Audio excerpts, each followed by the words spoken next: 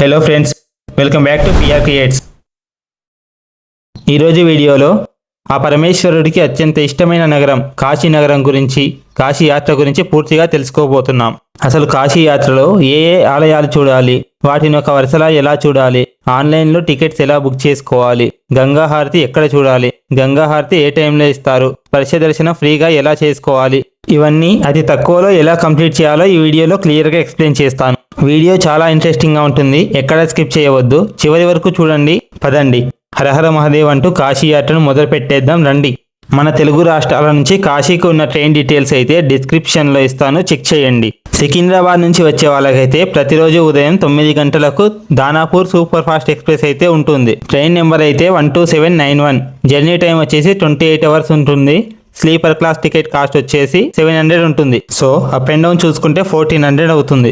మనల్ని next day మధ్యాహ్నం 1:30 PM అయితే వారణాసి జంక్షన్లో దింపుతుంది.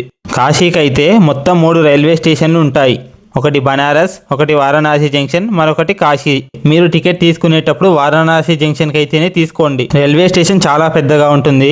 ఇలా నడుస్తూ బయటకు వస్తే మనకు ఆటో పార్కింగ్ అయితే కనిపిస్తుంది. ఇక్కడ నుంచి ఆటో మాట్లాడుకొని పాండే హవేలీ ఏరియా కాడికి అయితే రండి. ఆటో వాళ్ళు చాలా దూరం ఉందని చెప్పి మిమ్మల్ని అయితే చాలా డబ్బులు డిమాండ్ చేస్తారు. ఒకరికి వచ్చేసి 40 రూపాయల కంటే ఎక్కువ అయితే ఇవ్వకండి, వేరే ఆటో మాట్లాడుకోండి, చాలా ఆటోస్ ఉంటాయి.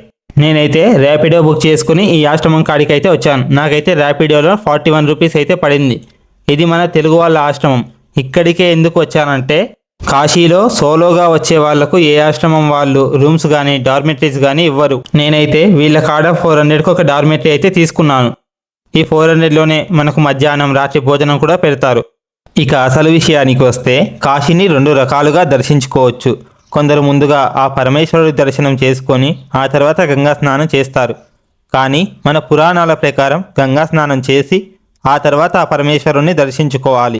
నేను కాశీ వచ్చే వరకు మధ్యాహ్నం 2 అయ్యింది. ఇక్కడే ఆశ్రమంలోనే ఫ్రెష్ అయ్యి 2:30 కల్లా కాలభైరవ స్వామి దర్శనానికి అయితే వచ్చాను.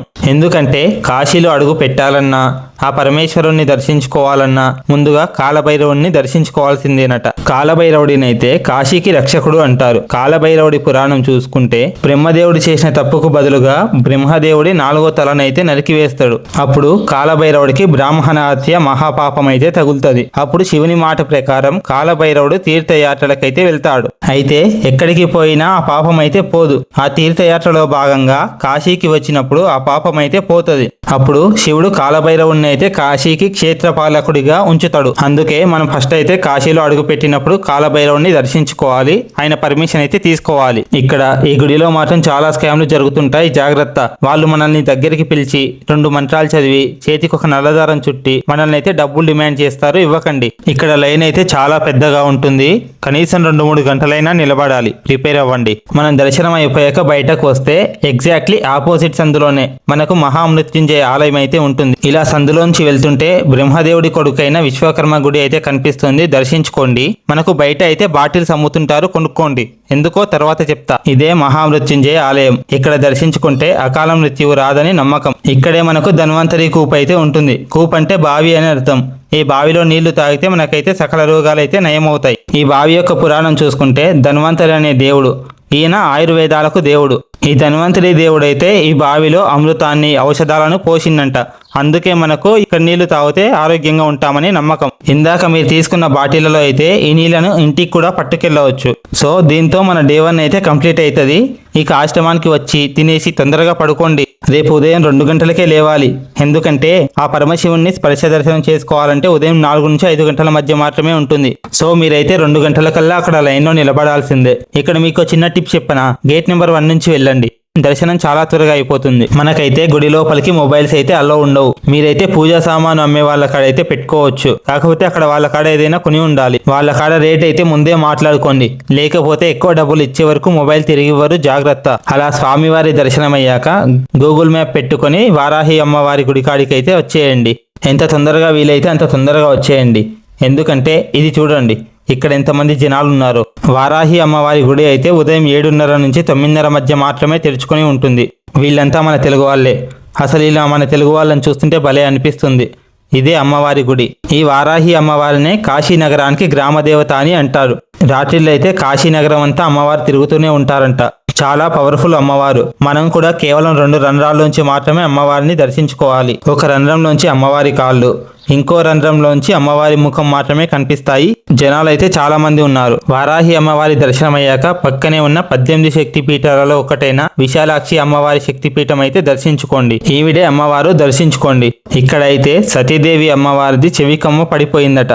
కొంచెం ముందుకు వస్తే సాక్షి గణపతి ఆలయం కూడా ఉంటుంది, దర్శించుకోండి. మనం కాశీ వచ్చినట్టు సాక్షి గణపతి అయితే కైలాసంలో సాక్ష్యం చెప్తాడట, దర్శించుకోండి తప్పకుండా. ఇదంతా షాపింగ్ ఏరియా. మీకేమైనా కావాలనుకుంటే ఇక్కడ తీసుకోవచ్చు. ఇలా కొంచెం ముందుకు వస్తే అన్నపూర్ణ అమ్మవారి గుడి అయితే ఉంటుంది. ఇక్కడ అమ్మవారి గుళ్ళో బియ్యం ఇస్తారు, ఇంటికి తీసుకెళ్ళండి, చాలా మంచిది.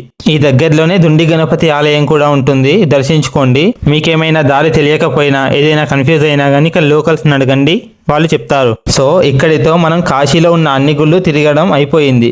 కొద్దిసేపు ఆశ్రమానికి వెళ్ళి తిని రెస్ట్ తీసుకోండి. మళ్ళీ మనం సాయంత్రం గంగాహారతి చూడాలి, ఘాట్లంతా ఎక్స్ప్లోర్ చేయాలి. నేను ఎంతవరకు హారతులు ఆన్లైన్లో ఎలా బుక్ చేసుకోవాలో చెప్తాను. మీరు ఆన్లైన్లో శ్రీ కాశీ విశ్వనాథ్ వెబ్సైట్లో అయితే మంగళహారతి, భోగహారతి, శృంగార హారతి టికెట్లు అయితే బుక్ చేసుకోవచ్చు. ఒకవేళ మీకు అప్పటికప్పుడు కావాలనుకుంటే నంది సర్కిల్ దగ్గర ఉన్న హెల్ప్ సెంటర్కి వెళ్ళి ఆధార్ కార్డ్ చూపించి అయితే బుక్ చేసుకోవచ్చు. ఇంకో విషయం, సాయంత్రం 4 నుంచి 5 గంటల మధ్య కూడా స్పర్శ దర్శనం ఫ్రీగా ఉంటుంది. కాకపోతే ఇది క్రౌడ్ను బట్టి ఉంటుంది. క్రౌడ్ ఎక్కువగా ఉన్నప్పుడైతే సాయంత్రం పూట స్పర్శ దర్శనాలు క్యాన్సిల్ చేస్తారు, గుర్తుంచుకోండి.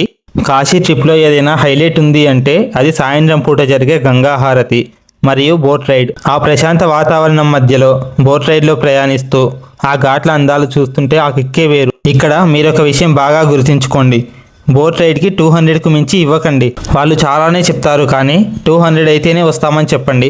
లేదంటే వేరే బోట్ చూసుకోండి, చాలా ఉంటాయి. మీరు ఎక్కిన బోట్ అతనికి ముందే చెప్పండి దశాశ్వమేధ ఘాట్ దగ్గర సాయంత్రం 6:30 కల్లా ఉండాలని. ఎందుకంటే అక్కడే కదా మనకు సాయంత్రం పూట గంగాహారతి ఇచ్చేది. గంగాహారతి ఎలా ఇస్తున్నారో చూడండి.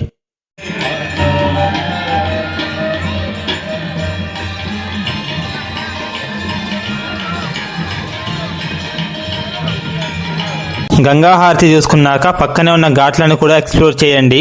ఇక్కడే మనకు రీసెంట్గా కట్టిన కారిడార్ కూడా ఉంటుంది. దీన్నే గేట్ నెంబర్ 2 అని కూడా అంటారు. రాత్రిపూట ఇక్కడ లైటింగ్ సెటప్ కు బాగా మెరిసిపోతుంది, చూడ్డానికి 2 కళ్ళు చాలవు. ఈ గేట్ నెంబర్ 2 పక్కనే మనకు మణికర్ణిక ఘాట్ ఉంటుంది. రాత్రిపూట ఎక్స్పీరియన్స్ చేయాలనుకుంటే చేయండి. అలా ఘాట్లన్నీ చూసుకున్నాక తిరిగి ఆశ్రమానికి వచ్చి తినేసి త్వరగా పడుకోండి. రేపు పొద్దున్నే లేవాలి కదా, ఎందుకంటే ప్రతిరోజు ఉదయం 5 నుంచి 6 గంటల మధ్య అస్సీ ఘాట్లో గంగాహారతి ఇస్తారు. ఆ పొద్దున జరిగే గంగాహారతి చూస్తుంటే మనసు గాల్లో తేలుతున్నట్టు ఉంటుంది. ఇక్కడ కూడా గంగాహారతి చూసుకున్నాక అలా నడుచుకుంటూ అన్ని ఘాట్లు చూడండి. అలా వచ్చేసరికి ఉదయం 8 గంటలు అవుతుంది. సో మనం ఇక్కడే టిఫిన్ తినేసి సారనాథ్కు స్టార్ట్ అవ్వండి. సారనాథ్ అంటే బౌద్ధులకు పవిత్రమైన ప్రదేశం. ఒక అరగంటలో సారనాథ్కి అయితే చేరుకుంటారు. నేనైతే ర్యాపిడో బుక్ చేసుకున్న 70 రూపాయలు అయితే పడింది. ఇక్కడ మీకు వీలైతే ర్యాపిడోనే ప్రిఫర్ చేయండి, సర్వీస్ అయితే చాలా బాగుంది. సారనాథ్ చేరుకున్నాక ఒక 100 మీటర్లు నడిస్తే టికెట్ కౌంటర్ అయితే వస్తుంది. ఇక్కడ ఈ ప్లేస్ అంతా ఎక్స్ప్లోర్ చేయడానికి అయితే 25 రూపాయల ఎంట్రీ టికెట్ అయితే ఉంటుంది. ఈ ప్లేస్ అంతా తిరిగి చూడడానికి దాదాపు 1.5 గంటల సమయం అయితే పడుతుంది. ఇక్కడే కొద్దిసేపు మెడిటేషన్ చేసుకోండి, చాలా ప్రశాంతంగా ఉంటుంది. ఈ సారనాథ్ లోనే మనం అయితే మన ఓల్డ్ సివిలైజేషన్ అయితే చూసుకోవచ్చు. ఇక్కడ షాపింగ్ కావాలనుకుంటే షాపింగ్ కూడా చేసుకోవచ్చు. తిరిగి 12 గంటల వరకు అయితే మణికర్ణిక ఘాట్కు వచ్చేలా చూసుకోండి. ఎందుకంటే ప్రతిరోజు మధ్యాహ్నం 12 గంటలకు దేవతలైతే మణికర్ణిక ఘాట్లో స్నానాలు చేయడానికైతే వస్తారట. మీరు కూడా మణికర్ణిక ఘాట్లో స్నానాలు చేయండి, పాపాలన్నీ పోతాయి. ఇక్కడ మీరైతే కొద్దిగా వంగి ఉన్న ఈ రత్నేశ్వర ఆలయాన్ని అయితే దర్శించుకోవచ్చు.